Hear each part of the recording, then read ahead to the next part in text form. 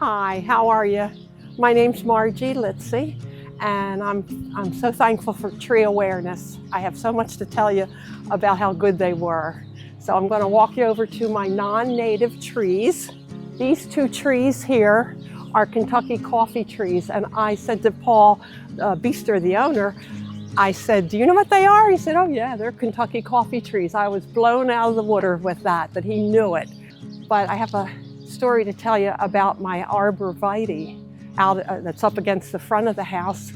My brother was from out of state and he was coming into town, and we drove up my street, and I said to my brother, look at the shrubbery there, the arborvitae. I said, you can see right through it to the blue sky behind it.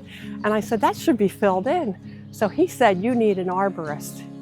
And I said, yeah, okay. I said, but I know a lot of men that have their companies, you know, that tree cutting. He said, you need an arborist. And a third time he said it. And so I said, well, I do know one. So I called Paul's business, Tree Awareness. And I have to tell you, Mia, the lady that runs the place, she made a 2 o'clock appointment. He arrived right on the dot of 2. And then my neighbors got him. And again, he came right on the dot of 12 o'clock, the appointed time. So he's very, very punctual. And we walked the whole yard. And I'm thankful that my brother said, call an arborist, because Paul told me everything about all the trees. This is the arborvitae that I was talking about in the beginning. I hope you can see through the tree. See how it's not bushy and full, but you can see right through to the blue sky. So Paul came out and he said, well, 3 things that every tree or bush or shrub needs. One is air, one is light, and one is water.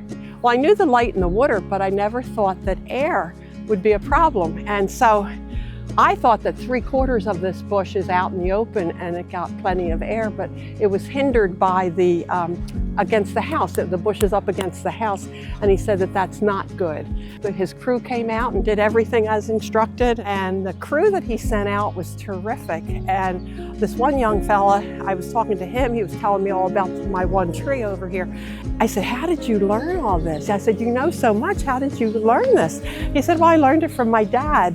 But there were 3 men, and I tell you, they worked so efficiently, individually. There was not one stick, not one leaf, not one branch that they left behind. Like, they thoroughly cleaned up very, very well.